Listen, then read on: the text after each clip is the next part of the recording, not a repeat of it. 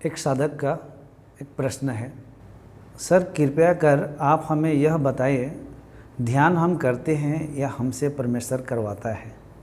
क्योंकि कुछ माननीय गुरु जो है वह बोलते हैं कि आपको प्रयास करना चाहिए तभी तो आप पहुँचेंगे, सतत प्रयास आवश्यक है। और कुछ कहते हैं कि उसकी कृपा होगी तभी आप ध्यान कर पाएंगे, मतलब उसकी कृपा के बिना उसको पाने का मार्ग पर कोई चलता भी नहीं।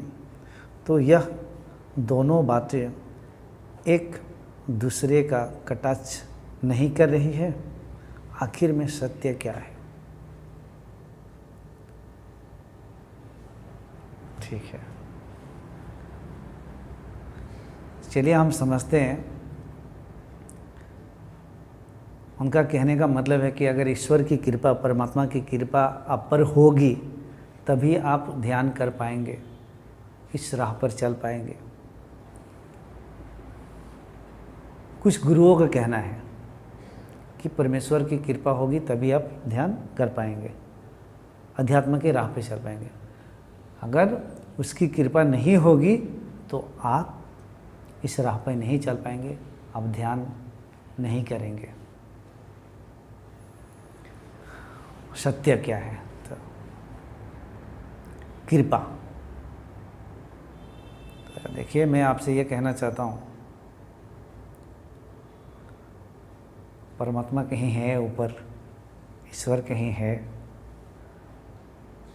और वो बैठ के किस पे कृपा करनी है और किस पे कृपा नहीं करनी है वो कहीं है, उनका यही काम है। जितने सारे गुरु है,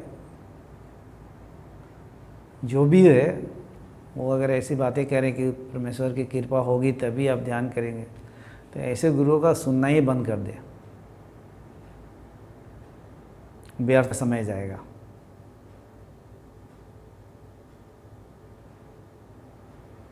क्योंकि ऐसे गुरु आपके पंख ही काट दे रहे हैं, आपके पैर ही काट दे रहे हैं आगे चलने के लिए। उनकी कृपा होगी तभी तुम ध्यान करोगे, कृपा नहीं होगी तो ध्यान नहीं करोगे। वो कहीं बैठ के ऐसी कृपा कर रहे हैं,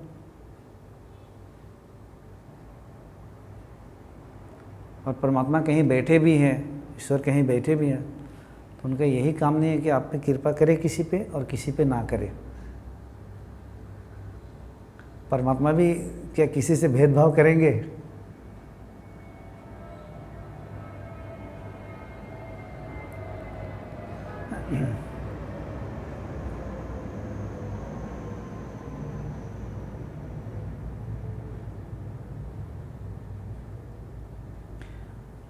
बातें गहराई से समझने की ज़रूरत है। अगर परमात्मा है और यहाँ पे जितने सारे जीव जंतु है तो सब परमात्मा के ही संतान हैं। अगर परमात्मा कृपा करेंगे तो सब पे करेंगे और एक बराबर कृपा करेंगे, किसी को कम और ज़्यादा भी नहीं करेंगे। अगर उनको कृपा ही करनी है तो सबको एक जैसी कृपा करेंगे। ये खुद समझने की ज़रूरत है। कोई भी गुरु कुछ भी कह दे उसे मानने लग जाए, ऐसा नहीं। मेरी बात भी कतई ना माने, पूरे अपने तर्क बुद्धि लगाए। क्योंकि मैं ऐसे कितने सारे शास्त्र है और शास्त्र के ऊपर जब बोलता हूँ तो दिमाग हिल जाता है लोगों का। इसलिए यहाँ पे फिर से मैं कह रहा हूँ कि परमात्मा कहीं बैठ के अगर कृपा कर भी रहा है तो सब पे एक बराबर ही कृपा करेगा, सब ध्यान करेंगे। जो पूरा ध्यान में मग्न है, ध्यान कर रहा है, उस पर ही सिर्फ परमात्मा कृपा नहीं करेगा, करेगा तो सब पे करेगा परमात्मा एक बराबर। सब पृथ्वी पे जितने सारे लोग हैं सब ध्यान में ही बैठेंगे। अगर परमात्मा ने किसी पे कृपा किया है पर्सनली, परमात्मा का ये काम नहीं है कि परमात्मा कहीं बैठ के पक्षपात करे, किसी पे कृपा करे, किसी पे कृपा ना करे।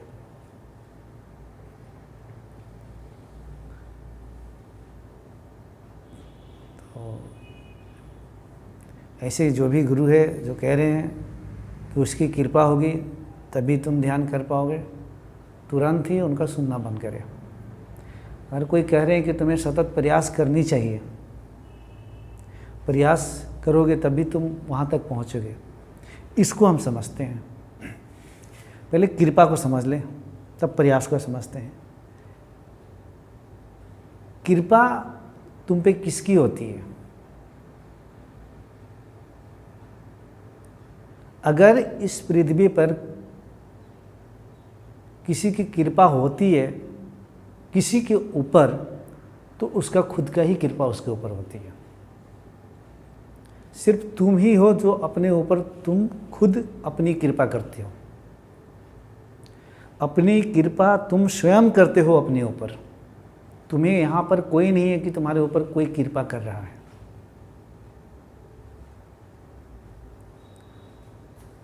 ये तो बातें ऐसे ही हो गई कि कुछ अमीर बन रहे हैं, कुछ काम कर रहे हैं, कुछ डॉक्टर्स, वैज्ञानिक, बड़े बड़े बिजनेसमैन, कलाकार बन रहे हैं। उन पे क्या परमात्मा की कोई स्पेशल कृपा है? ये सारे लोग जाने या अनजाने में अपनी ऊपर खुद कृपा किए हुए हैं, अपने कर्मों के द्वारा। जो जैसा कर्म करता है उसकी कृपा उस पर वैसे ही बनती है। अगर आज आप किसी गुरु के पास जाकर बैठे हैं, सुनते हैं, तो आपने ये कृपा अपने कर्मों से खुद बना के रखी है कि वहाँ तक हम पहुँचे, उनको सुने, उनके ब्लेसिंग्स हमें मिले। आज कोई ध्यान में बैठ रहा है आधा घंटा तक शांत से, तो अपनी कृपा उसने खुद करके रखी है अपनी कर्मों के द्वारा। पहले कभी ऐसा कर्म किया है जिसके वजह से उसका चित्त की ये दशा बनी है कि वो आराम से शांति से बैठ पाए और कुछ देर के लिए ध्यान लगा सके। तुम्हारी कर्म से ही तुम्हारी कृपा बनती है, और तुम्हारी कर्म से ही उन गुरुओं के पास तुम जाओगे जिनकी ब्लेसिंग्स तुम्हें मिलेगी। तुम्हारे कर्म ही तुम्हें तुम्हारे रास्ता खोलता है कि तुम्हें कहाँ जाना है, कहाँ नहीं जाना है। तुम्हारा कर्म ही रास्ता खोलता भी है और बंद भी करता है। इसीलिए तुम्हें कर्म करना पड़ेगा। सतत प्रयास अत्यंत आवश्यक है। तुम्हारे अंदर प्रकृति ने फ्री विल देकर रखी है। फ्री विल, हम क्या करें क्या ना करें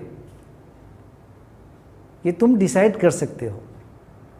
मुझे अच्छा कर्म करना है या बुरा कर्म करना है, इसके पीछे तुम डिसाइड कर सकते हो। तुम्हारे अंदर फ्री विल दी गई है। मुझे ध्यान करना है नहीं करना है, प्रैक्टिस करना है या नहीं करना है।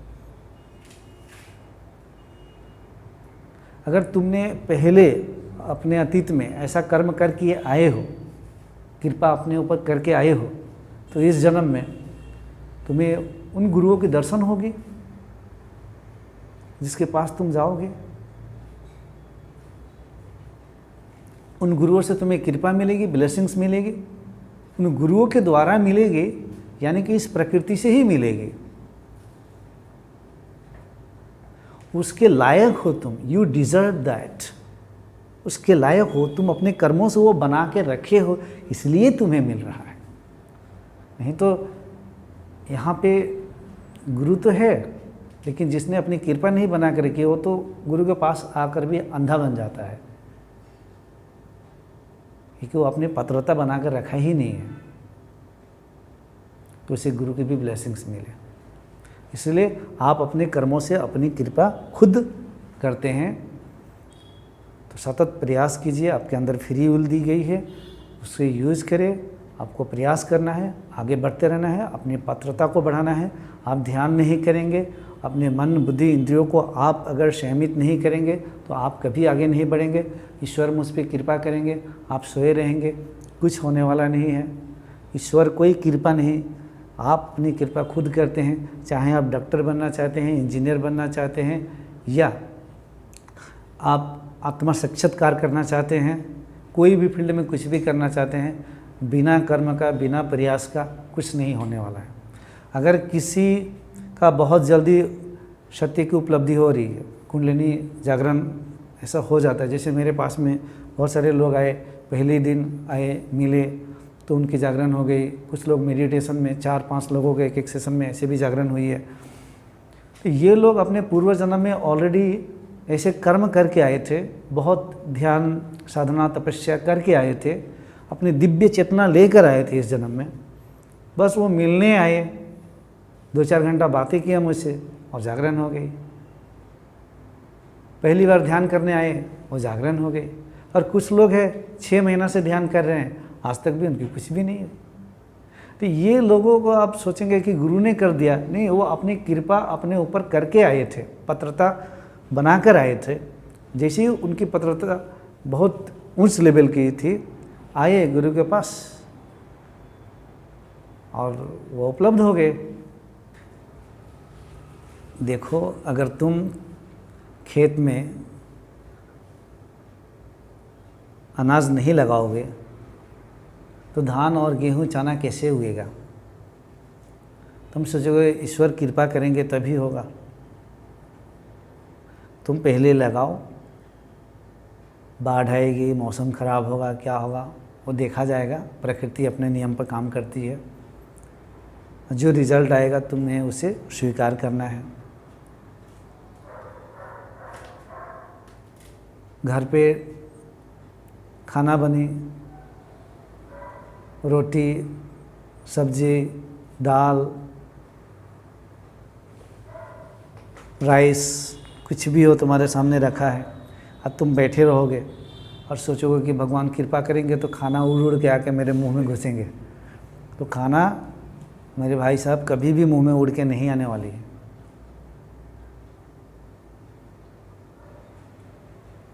आपको खुद अपनी कृपा करना पड़ेगा, अपने कर्मों के द्वारा अपने हाथ को आगे बढ़ाना पड़ेगा, भोजन को उठाना पड़ेगा, मुंह में डालना पड़ेगा। और मुंह में डालकर भी सोचोगे कि अब भगवान कृपा करेंगे तो अपने आप मुंह चलेगा, तभी नहीं होने वाला है।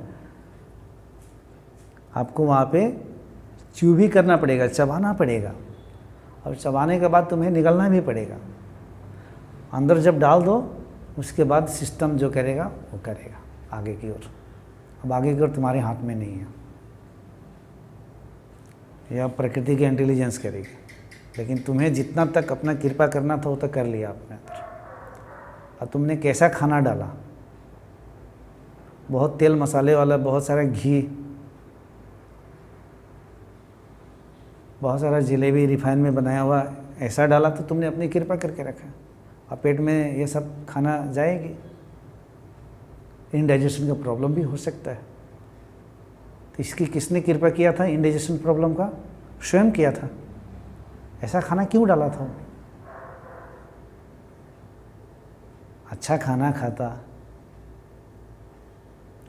ज़्यादा तेल मसाला खाना भी नहीं चाहिए, ज़्यादा चटपटा तेल मसाला मिर्ची वाले खाना भी नहीं लेना चाहिए। सात्विक आहार लेना चाहिए और अपने बॉडी के अनुसार मेरी बॉडी किस टाइप की खाना को डाइजेस्ट अच्छा से कर पा रही है, ऐसे खाना हमें अपने शरीर को देना है। यानी कि हर वक्त हम अपनी कृपा अपने कर्मों के द्वारा कर रहे हैं। तो आशा करता हूँ कि आपकी ये कॉन्सेप्ट क्लियर हो चुकी होगी। तो बिल्कुल प्रयास करें और आगे बढ़ते रहें।